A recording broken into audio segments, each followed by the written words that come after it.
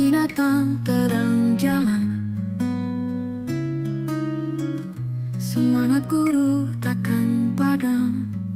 Wabarakatuh. Waalaikumsalam warahmatullahi wabarakatuh. Alhamdulillahirabbil alamin. Puji syukur kita ucapkan kepada Allah Subhanahu wa taala yang mana dengan berkat izin dan rahmat beliau pula siang ini kita telah dapat berkumpul di ruangan ini guna untuk mendapatkan mungkin nanti sebuah ilmu yang bisa kita gunakan untuk perbaikan pendidikan untuk anak kita berdua. Dan salawat beriring salam kita aturkan kepada Nabi kita Muhammad SAW dengan mengucapkan kata Allahumma sholli ala sayyidina Muhammad wa ala alihi. Baiklah, kepada ibu-ibu yang sudah hadir, terima kasih atas waktu yang sudah diluangkannya untuk bisa berkumpul pada siang ini. Supaya acara kita berjalan dengan nikmat, marilah sama-sama kita membacakan basmalah. Bismillahirrahmanirrahim. Baiklah ibu-ibu, mudah-mudahan acara kita berjalan dengan lancar. Dan untuk pembukaan acara selanjutnya, sepatah kata dari ibu kepala sekolah kita, Ibu Nurmayeni. Pada ibu kita persilakan. Assalamualaikum warahmatullahi wabarakatuh. Waalaikumsalam warahmatullahi wabarakatuh. Puji syukur kita panjatkan kepada Allah Subhanahu wa taala berkat rahmat hidayahnya bisa berkumpul di sini dalam rangka penyajian sosialisasi untuk yang dilaksanakan oleh GPP Angkatan 11 yang mana di sini disampaikan oleh Ibu dan Edi dari TKI. Salam bimbing salam mari kita hadiahkan buat junjungan kita Nabi besar Muhammad SAW dengan antara kata Allahumma sholli ala sayyidina Muhammad.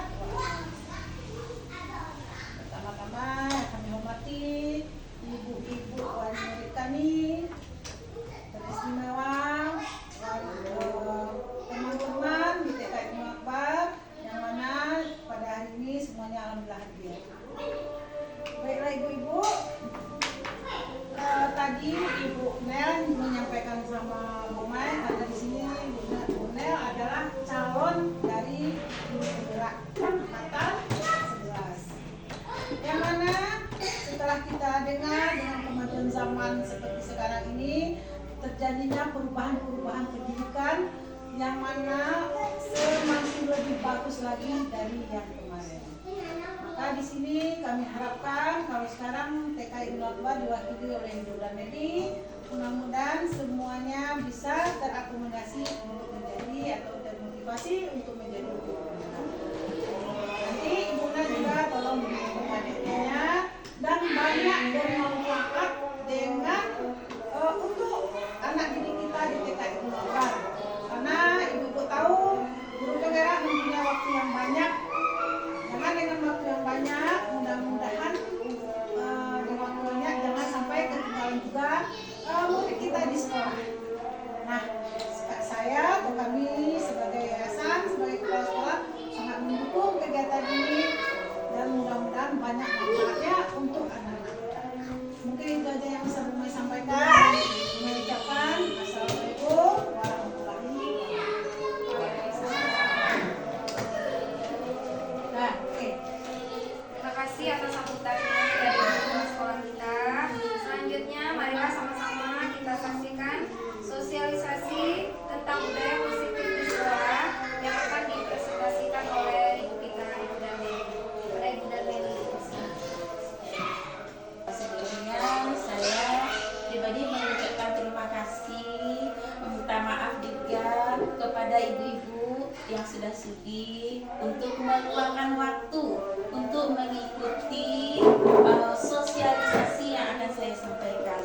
Ini sosialisasi ini adalah bagian dari tugas saya sebagai salah satu calon guru penggerak yang sekarang saya mengikuti guru penggerak angkatan 11 yang pelatihannya sudah berjalan lebih kurang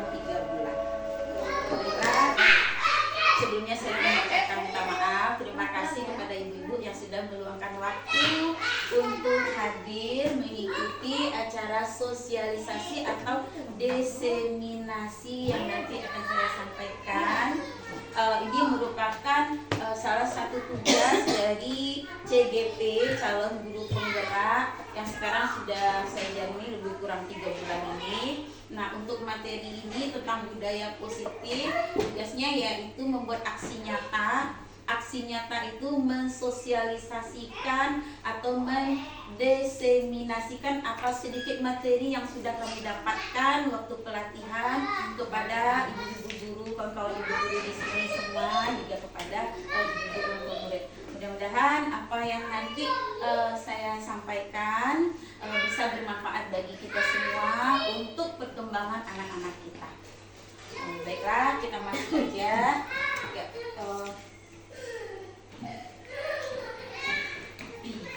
Ya, yang pertama tadi Bu ini. Oke. Yang pertama judul diseminasi budaya positif di sekolah. Nah, sebelum kita masuk ke uraian selanjutnya, saya ingin tahu apakah ibu-ibu sebelumnya sudah pernah mendengar tentang budaya positif? Apa ya terbesit di pikiran ibu-ibu tentang budaya positif? Budaya positif itu seperti apa? Misalnya kalau positif berarti sesuatu yang baik. Sesuatu yang baik. Kalau budaya adalah suatu kebiasaan. Iya, kebiasaan, perilaku. Jadi perilaku atau budaya yang menjadi karakter yang dibiasakan sesuatu yang baik. Kurang lebih seperti itu ya. Oke, lanjut Teacher Punggi. Lanjut. Ini pendahuluannya. Sekolah merupakan tempat tumbuh dan berkembangnya peserta didik. Nah, sudah selayaknya sebagai tempat bertumbuh dan berkembangnya tanaman, sekolah haruslah menjadi tempat yang menyenangkan, tempat untuk menjaga dan melindungi peserta didik dari hal-hal yang tidak baik. Agar sekolah bisa menjadi tempat yang diimpikan tersebut, warga sekolah harus bersama-sama berkolaborasi untuk menumbuhkan budaya positif di sekolah. Nah, di sini nanti akan diuraikan apa-apa saja budaya positif. Di sini ada 5, yaitu penerapan disiplin positif. Yang pertama, motivasi perilaku manusia.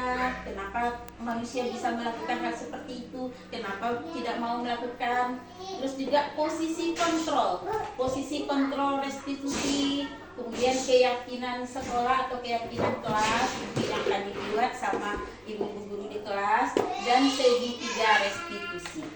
Nah, untuk yang ini penerapan disiplin, motivasi perilaku manusia, posisi kontrol, keyakinan sekolah, keyakinan kelas, dan segitiga restitusi. Barangkali ibu-ibu kemarin waktu kita mengisi PMM, kita ada tahu tentang segitiga restitusi. Tapi kita menuliskan aja. Tapi apa yang dimaksud dengan segitiga restitusi itu? Mudah-mudahan dari sosialisasi ini bisa lebih membuka cakrawala ibu-ibu.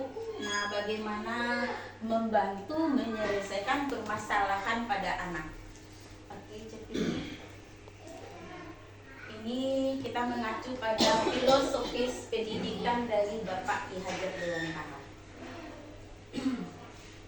Ini ada pertanyaan, apakah pendidikan itu sama dengan pengajaran?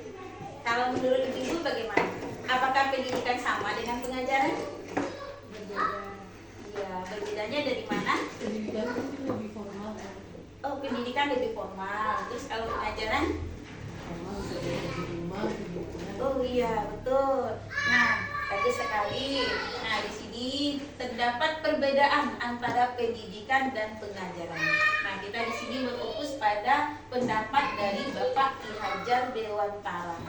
Menurut Bapak Ki Hajar Dewantara, pengertian dari pendidikan tersebut adalah tuntunan dalam hidup tumbuhnya anak-anak. Nah, di sini maksudnya kita sebagai orang tua, sebagai pendidik, tugas kita adalah menuntun dan memfasilitasi anak agar bisa berkembang maksimal sesuai dengan kodrat alam, sesuai dengan kodrat zaman. Berubah ya Ibu. Nah, kita bisa merasakan sendiri bagaimana anak-anak yang 10 tahun yang lalu dengan anak-anak yang sekarang itu jauh berbeda sekali. Nah, kodrat alam yang dimaksudkan di sini adalah masing-masing anak itu adalah unik. Masing-masing anak adalah unik, maksudnya di sana masing-masing anak dia membawa bakat sendiri dari lahir. Nah, membawa bakat sendiri. Nah, tugas kita sebagai orang tua, sebagai guru, bagaimana kita membuat potensi atau bakat yang sudah ada di dalam diri anak itu berkembang lebih maksimal lagi. Nah, kalau pembelajaran adalah usaha untuk membagi ilmu kepada peserta didik. Cuma sekedar membagi ilmu, mentransfer ilmu. Mungkin ini kalau tepatnya lebih tepatnya contohnya mungkin kepada mahasiswa, antara dosen dengan mahasiswa. Jadi tingkatan peserta didiknya barangkali lebih tinggi, itu lebih cocok untuk pengajaran. Kalau kita di taman kanak-kanak agaknya lebih cocok dengan pendidikan, karena di sana kita menuntun bukan hanya sekedar mentransfer ilmu, membiasakan anak dengan perilaku yang baik. Lanjut. Nah, Bapak Ki Hajar Dewantara mengibaratkan guru sebagai seorang petani. Nah, guru diibaratkan sebagai seorang petani. Murid diibaratkan adalah bibit atau pokok-pokok tanaman yang akan ditanam oleh petani. Sementara pendidikan itu sendiri atau lingkungan di mana anak memperoleh pendidikan itu adalah diibaratkan sebagai lahan atau tanahnya. Nah, di sini Pak petani menggunakan berbagai macam bibit. Ada bibit jagung, ada bibit kedelai, ada bibit padi. Nah, di sana Bapak Ki Hajar Dewantara begini filosofi beliau sebagai pendidik, sebagai orang tua, yang bisa kita lakukan untuk anak adalah memaksimalkan kemampuannya. Misalnya, Pak petani memberi pupuk, cukup cahaya mataharinya, terus airnya juga cukup. Nah, sehingga bibit ini bisa tumbuh secara maksimal. Tetapi bibit walaupun sudah sekuat apapun yang dilakukan oleh Pak petani tidak akan merubah bakat atau yang sudah ada dalam diri anak. Nah, begitu juga dengan bibit tersebut. Nah, bibit jagung sekuat apapun Pak petani mengupayakannya, diberikan pupuk yang cukup, diberikan cahaya matahari yang cukup, atau lahannya dibuat sesubur mungkin, bibit jagung tidak akan bisa berubah menjadi tanaman padi.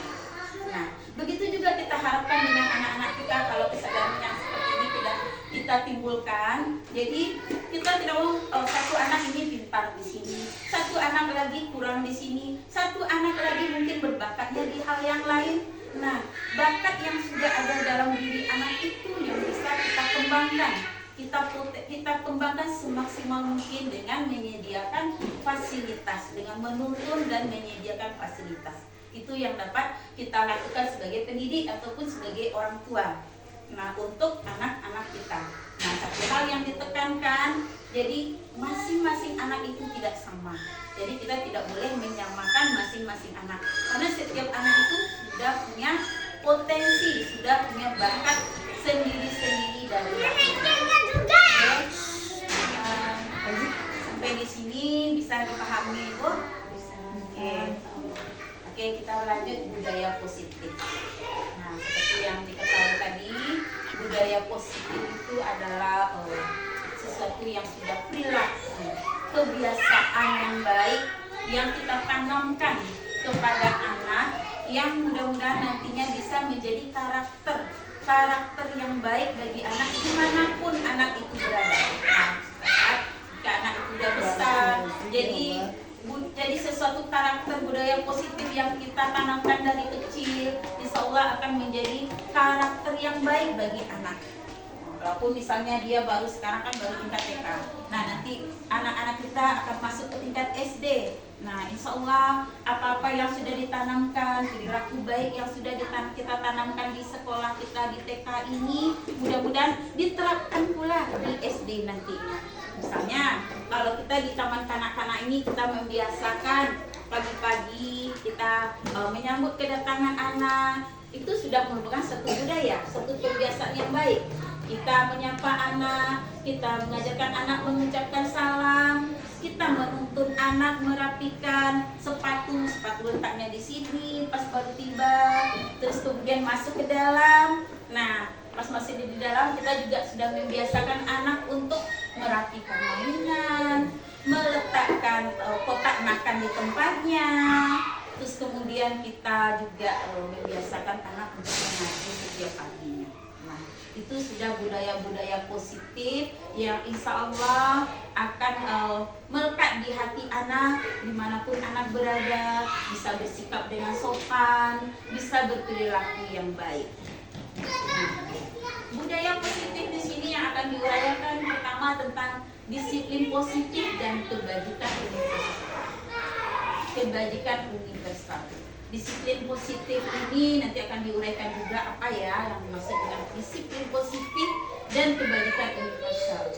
Nah, uraian yang kedua nanti tentang motivasi, hukuman dan penghargaan.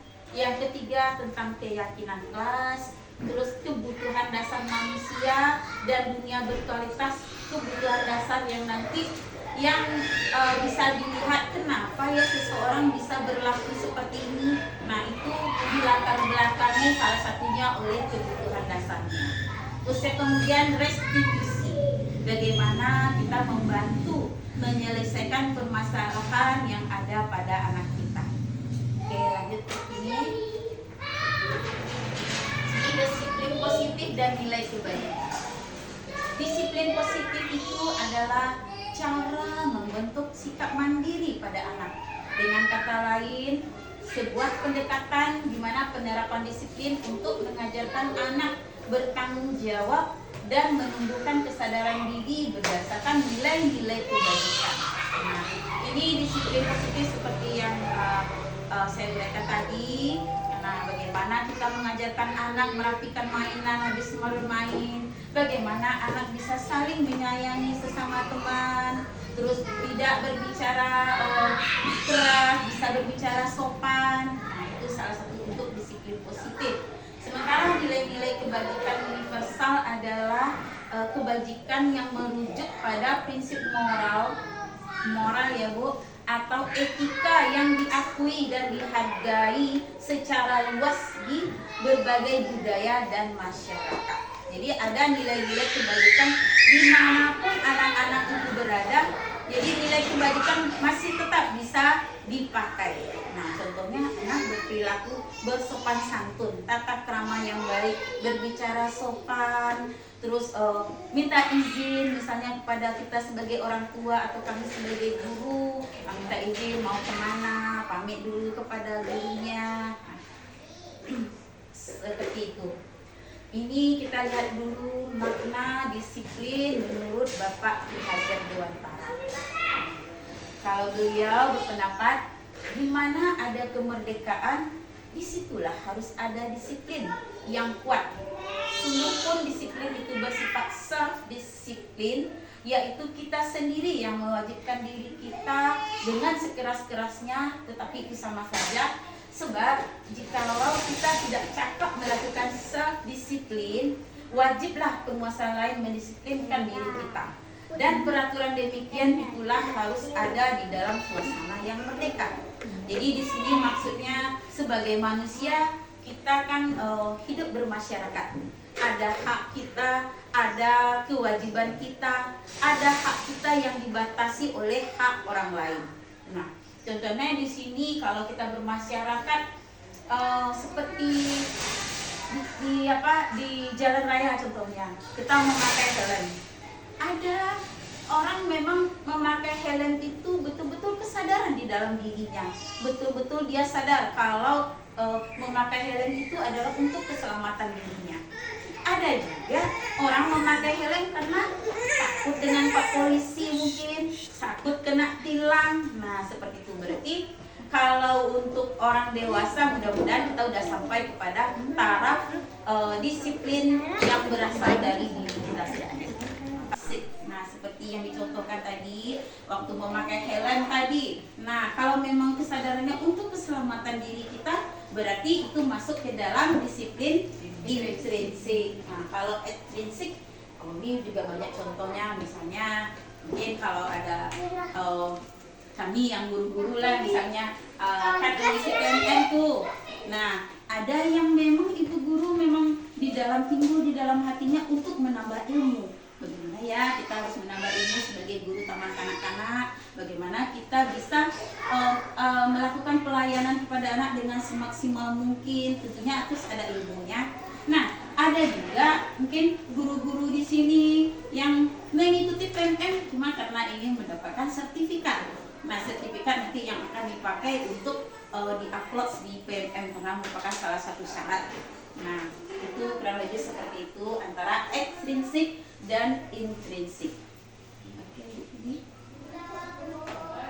ini contoh lainnya bisa juga kalau intrinsik itu misalnya kalau untuk anak-anak bisa ini mencuci tangan. Ada anak-anak yang tahu misalnya mencuci tangan itu harus dilakukan karena dia mau makan, karena dia tahu kalau misalnya dia tidak cuci tangan nanti masuk kuman-kuman ke dalam badannya dan dia akan menjadi sakit. Ada juga barangkali anak-anak yang namanya juga anak-anak ya, yang muda ya, kalau misalnya anak-anak ada juga kalau takut sama ibu guru. Nah kalau sudah takut sama ibu guru berarti itu faktornya berasal dari luar, yaitu bukan dari dalam diri sendiri. Nah, masuk kepada motivasi, dapat imbalan, penghargaan dari orang lain, menghargai diri sendiri atau nilai yang diyakini. Ini adalah 3 motivasi perilaku manusia yang disampaikan oleh Diane Gosen dalam bukunya Restoring School Discipline. Nah, menghindari ketidaknyamanan atau hukuman. Ini maksudnya di sini misalnya ada mungkin anak-anak yang terlambat datang ke sekolah contohnya. Nah, anak-anak yang terlambat datang ke sekolah, jadi dia berusaha untuk tidak terlambat datang ke sekolah supaya apa? Supaya tidak kena hukuman. Nah, berarti itu masih kesadaran ekstrinsiknya.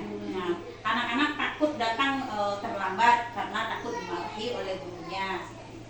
Terus ada lagi, ini anak-anak melakukan sesuatu karena untuk mendapatkan imbalan atau penghargaan dari orang lain.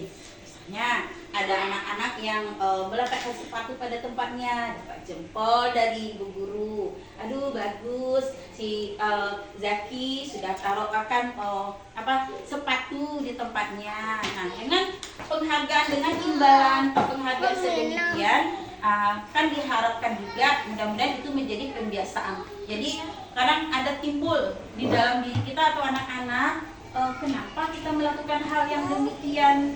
Nah, apa untungnya kita melakukan hal yang demikian? Kalau misalnya untungnya hanya di kepikiran kita, kita melakukan sesuatu supaya dapat pujian dari orang lain, atau kita melakukan sesuatu karena kita ingin mendapatkan imbalan. Nah, kalau yang mudah demikian, berarti itu kesadarannya masih kesadaran intrinsik, ekstrinsik juga. Tetapi kalau yang ini lebih bagus lagi karena lebih bagus sedikit dari menghindari hukuman, karena diharapkan mudah-mudahan dengan pengulangan walaupun diharapkan pujian, tetapi perilaku tersebut dilakukan terus berulang kali, mudah-mudahan bisa menjadi karakter yang baik. Nah, mudah-mudahan suatu saat bisa disadari. Nah, ini menghargai diri sendiri atau nilai yang diyakini. Seperti tadi, anak mau mencuci tangan, gunanya supaya untuk melindungi tubuhnya, supaya tidak masuk penyakit ke dalam badannya. Terus anak memakai masker supaya terlindung badannya. Atau bisa mungkin contoh lain kalau kita di sekolah Cerpini, kalau misalnya perilaku yang baik ini, kalau misalnya menghargai diri sendiri, kalau yang untuk misalnya anak-anak udah tahu nih kalau misalnya membuli teman itu tidak baik, membuli teman itu berarti dia tidak sayang sama temannya. Nah, kalau kesadarannya dia tahu kalau misalnya membuli teman berarti saya tidak sayang sama anak-anak, sama teman. Nah, kalau sudah kesadaran demikian berarti anak-anak pun bisa timbul kesadaran intrinsik di dalam diri anak tersebut. Nah, untuk itulah kita usahakan mungkin dalam setiap kebiasaan, dalam setiap perilaku anak kita jelaskan kenapa kita berperilaku begini, kenapa kita berperilaku begitu, supaya walaupun anak-anak masih usia dini, insya Allah bisa, kalau dengan bahasa yang sederhana, insya Allah bisa dipahami. Kayak kemarin chat ini, channel kan ada si Black nya atau si Anissa kemarin yang datang terlambat karena beberapa hari sudah 3 kali lebih tidak ikro. Nah, kemarin itu kan akhirnya tanya kenapa bisa demikian, kurang lebih seperti itu. Lanjut chat ini. Hukuman dan konsekuensi. Nah, kalau menurut ibu-ibu, hukuman dan konsekuensi itu sama nggak? Ya, kalau menurut ibu-ibu, hukuman dan konsekuensi sama nggak? Kalau hukuman, bagaimana? Iya, tapi ini konsekuensi balasannya, ya betul Bu Mini. Balasannya mungkin walaupun dia berperilaku yang baik atau berperilaku yang buruk, terus ada balasannya. Dia pun tahu, dia sadar kan. Iya, sudah jadi pilihan, berarti sudah memang memang sudah direncanakan atau memang sudah dibuat kalau dia berperilaku seperti ini konsekuensinya. Dia tahu. Ya, dia tahu. Kalau hukuman? Kalau hukuman lebih khusus kayaknya. Khusus untuk kesalahan. Untuk kesalahan itu kan bisa konsekuensinya positif dan negatif. Iya. Kalau hukuman itu kan lebih khusus. Lebih tertulis Iya, betul.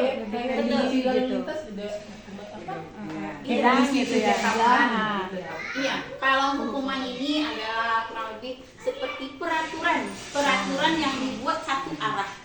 Satu arah ini memang satu arah. Jadi mungkin arah yang lain itu yang seseorang yang melakukan kesalahan berarti dia tidak menyadari dia melakukan satu kesalahan tersebut. Berbeda dengan konsekuensi. Konsekuensi dia udah tahu lebih dulu, kalau dia melakukan ini dia dapatkan. Kalau hukuman tidak.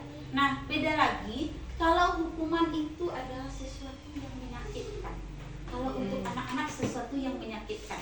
Misalnya memarahi anak langsung.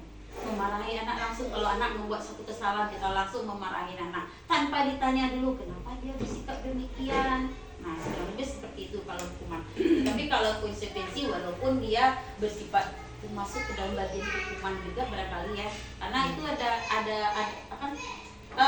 timbal balik dari perbuatan yang dilakukan.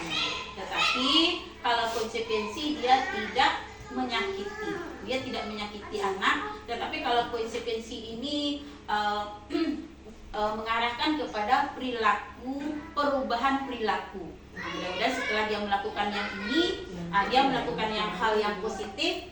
Nah, itu perubahan dari yang negatif menjadi hal yang positif. Tapi kalau misalnya hukuman, nah di sini sebutkan kalau misalnya hukuman itu perbandingannya ya. Ini perbandingannya misalnya satu hukuman sesuatu yang menyakitkan, sementara konsekuensi adalah sesuatu yang harus terjadi karena melakukan sesuatu perbuatan. Terus yang kedua, tidak nyaman dalam jangka waktu panjang. Jadi kalau misalnya teacher melakukan atau misalnya memberikan satu hukuman kepada anak-anak itu dia akan ingat. Kita bisa mungkin dari perjalanan diri kita sendiri, dari usia TK sampai kita tamat menjadi sarjana. Barangkali selama masa itu kita mungkin masih ingat ada mungkin perlakuan dari guru mungkin yang kadang-kadang sampai teringat di kita sampai sekarang karena saking saking menyakitinya, mungkin terlalu mempermalukan, barangkali bisa juga terlalu mempermalukan seseorang, mempermalukan anak, sehingga kalau sudah sampai demikian itu berarti menyebabkan anak itu menjadi tidak mau tumbuh lagi, tidak mau melakukan sesuatu lagi, tapi dia tambah menjadi down, dia dan menjadi merasa dirinya lemah, merasa dirinya kecil, merasa dirinya tidak bisa berbuat yang bagus. Kalau kurang lebih seperti itu. Kalau Cena masih ingat waktu SMP dulu, Cena kan waktu itu kan 1 SMP, jadi belajar bahasa Inggris baru 1 bulan pertama. Jadi ibu guru tuh bilang I, coba yang I itu seperti apa? Seperti apa tulisannya? Dia nggak tahu I itu seperti apa. Betul, ibu guru itu kan yang udah berumur, udah tua. Jadi mungkin beliau juga barangkali juga belum mendapatkan bagaimana pembelajaran yang bagus, atau ya mungkin kalau guru-guru yang zaman dulu memang seperti itu, yang kurang misalnya dia butuh seks tetapi tidak bisa disalurkan. Nah akhirnya dia menyalurkan ke hal-hal yang negatif. Nah negatif, nah itu yang salah satu penyebab kenapa orang berperilaku negatif. Nah kemudian lanjut ini, nah ini kasih sayang dan rasa diterima. Ini juga termasuk, ini kebutuhan ini meliputi keinginan untuk tetap terhubung dengan orang lain seperti teman, keluarga, pasangan hidup, teman kerja, binatang peliharaan, dan kelompok di mana kita bergabung. Nah, misalnya di sini kalau kita di kelas kan ada tuh anak tiap sebentar, teacher, sini teacher, ini teacher itu teacher. Pokoknya tiap sebentar ada aja yang diadukan yang. Nah sebenarnya dia bukan meminta kita untuk menyelesaikan permasalahannya, tetapi sebenarnya dia minta perhatian dari teachernya. Misalnya mungkin minta ditanyakan gimana kabarnya atau bagaimana, pokoknya dia meminta perhatian berbentuk kasih sayang. Oke, lanjut chat ini. Penguasaan ini kebutuhan ini berhubungan dengan kekuatan untuk mencapai sesuatu, menjadi kompeten, menjadi terampil dan diakui atas prestasi dan keterampilan kita, didengarkan dan memiliki rasa harga diri. Ini penguasaannya, misalnya ini seseorang itu yang ingin menjadi pemimpin, misalnya dia memang punya ingin menguasai orang lain. Nah bukan hanya dirinya sendiri, dia punya keinginan untuk menguasai orang lain, sehingga tindakan tersebut yang dia lakukan karena kebutuhan dari penguasaan ini. Oke, chat ini lanjut ke ini. Ini kebebasan, kebutuhan untuk bebas adalah kebutuhan akan kemandirian, otonomi, memiliki pilihan dan mampu mengendalikan arah hidup seseorang. Nah masing-masing kita juga kebutuhan kita ingin bebas, kita tidak mau dibatasi. Tetapi walaupun demikian, karena kita hidup bermasyarakat, tentunya kita ada sesuatu yang membatasi. Tapi walaupun demikian, sebagai pribadi banyak loh kebebasan yang bisa kita lakukan. Karena kebebasan itu juga termasuk dari salah satu kebutuhan yang bisa menyebabkan orang berperilaku yang tidak baik dan berperilaku baik. Lanjut ke sini. Ini kebutuhan kesenangan. Kebutuhan akan kesenangan adalah kebutuhan untuk mencari kesenangan, bermain dan tertawa. Seperti anak-anak butuh untuk bermain, dengan bermain anak-anak merasa senang, anak-anak belajar melalui bermain. Nah kalau langsung aja kita misalnya seperti pembelajaran seperti di SD, nah tentunya bertolak belakang dari umur anak, bertolak belakang dari apa yang seharusnya didapatkan anak. Nah kesiapan anak sendiri. Oke, kita masuk restitusi 5 posisi kontrol. Nah 5 posisi kontrol ini yang disampaikan oleh Dr. William Glasser berkesimpulan ada 5 posisi kontrol yang diterapkan seorang guru, orang tua ataupun atasan dalam melakukan kontrol. Nah ini kita bisa belajar. Yang pertama itu posisi kontrol sebagai penghukum. Yang kedua, pembuat merasa bersalah. Yang ketiga sebagai teman. Yang keempat sebagai pemantau, serta yang kelima sebagai manajer. Nah, sebagai penghukum ini contohnya setiap kita melihat anak melakukan kesalahan langsung aja kita hukum. Nah, nih seorang penghukum bisa menggunakan hukuman fisik maupun verbal. Hukuman verbal ini berkata-kata kasar. Kalau hukuman fisik barangkali kalau misalnya anak tidak dapat menjawab, misalnya disuruh berdiri atau berdiri satu kaki. Nah, itu merupakan satu hukuman untuk anak-anak. Nah, orang-orang yang menjalankan posisi penghukum senantiasa mengatakan bahwa sekolah memerlukan sistem atau alat yang dapat lebih mendekatkan murid-murid lebih dalam lagi. Guru-guru yang menerapkan posisi penghukum akan berkata, patuhi aturan saya, atau awas. Nah, kamu selalu saja salah. Lanjut ke ini. Ini posisi yang kedua adalah posisi pembuat merasa bersalah. Mungkin dalam diri kita nanti bisa belajar posisi mana ya kita selama ini sebagai orang tua, posisi di mana saya selama ini sebagai seorang pendidik. Nah, posisi ini biasanya guru akan bersuara lebih lembut. Pembuat rasa bersalah akan menggunakan keheningan yang membuat orang lain merasa tidak nyaman, merasa bersalah atau merasa rendah diri dengan kata-katanya. Ini contohnya, ibu sangat kecewa sekali dengan kamu. Berapa kali bapak harus memberitahu kamu? Ini arahnya masih ke negatif juga. Ya, lanjut ini arahnya masih ke negatif juga. Ini posisi teman. Guru pada posisi ini tidak akan menyakiti murid, namun akan tetap berupaya mengontrol murid melalui persuasi. Jadi, bukan posisi teman pada guru bisa negatif maupun positif. Posisi di sini berupa hubungan baik yang terjalin antara guru dan murid. Nah, ini contohnya, ayo bantulah demi bapak ya. Nah, kalau yang seperti ini, posisi teman seperti ini yang kita lakukan, berarti kita masih tetap misalnya seorang anak yang melakukan satu kesalahan. Nah, di sini, ayo bantulah demi bapak ya. Ayo ingat tidak bantuan bapak selama ini.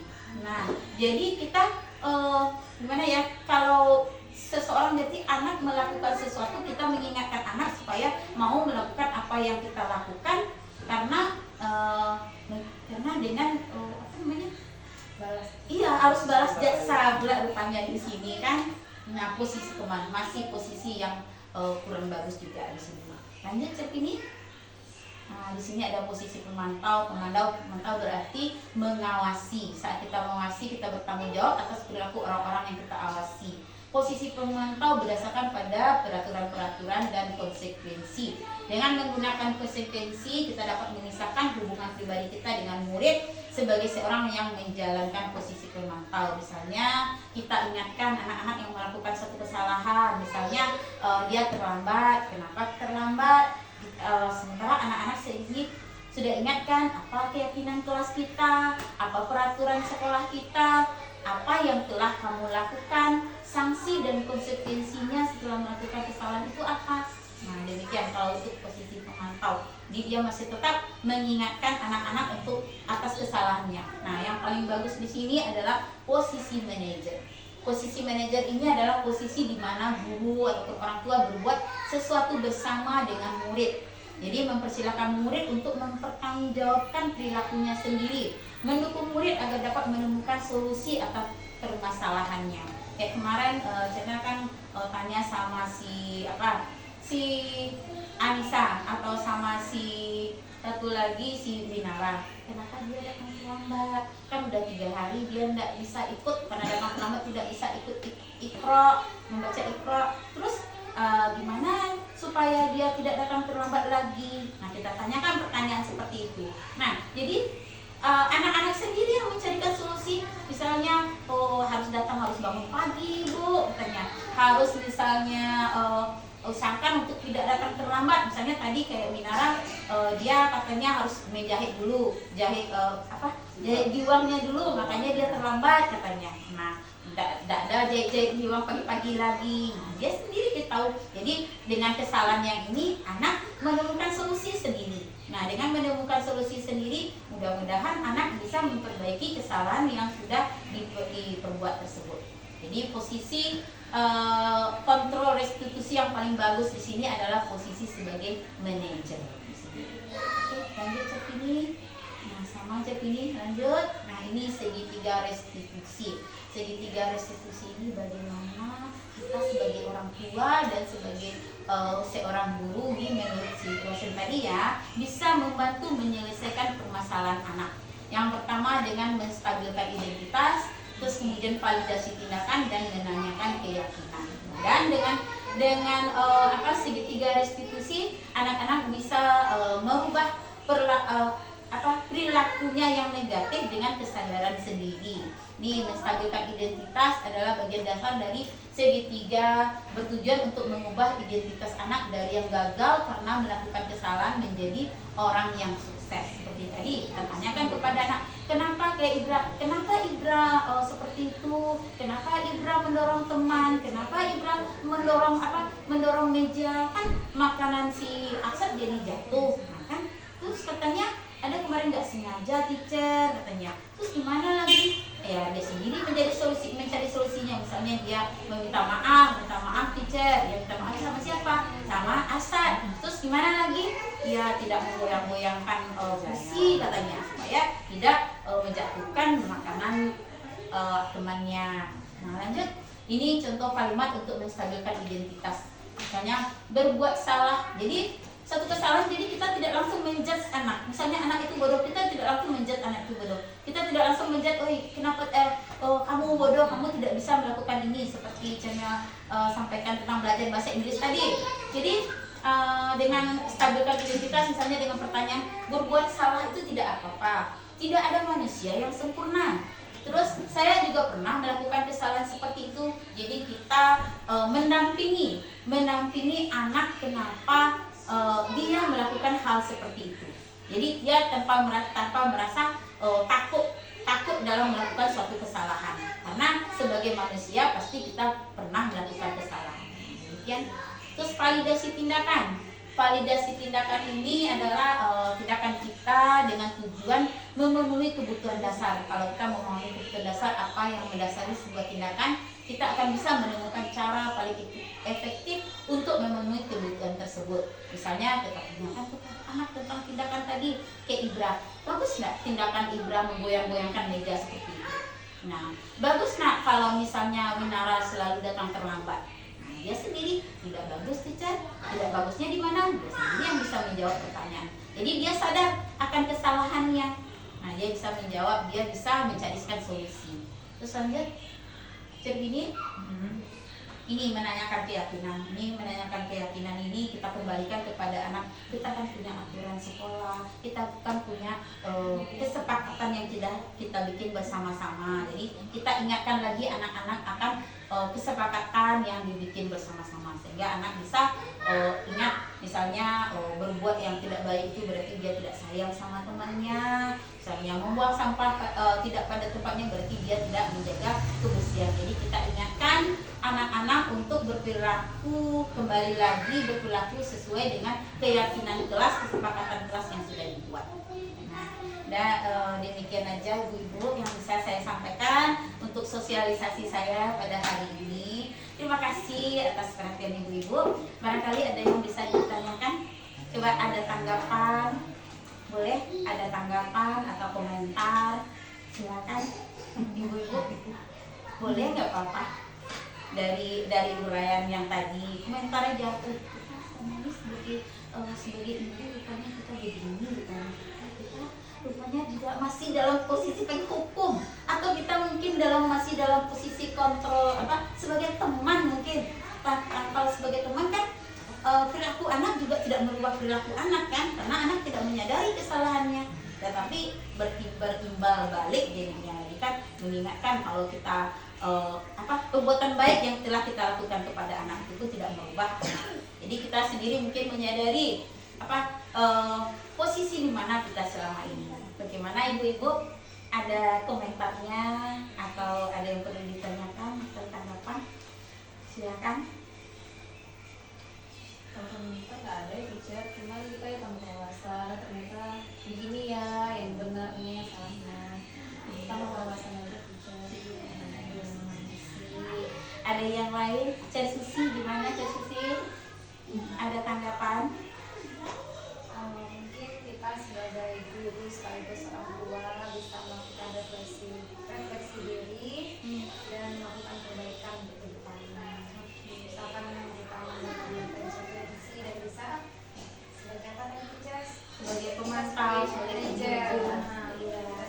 Bisa yang bagusnya sebagai manajer. Pagi datang terang jalan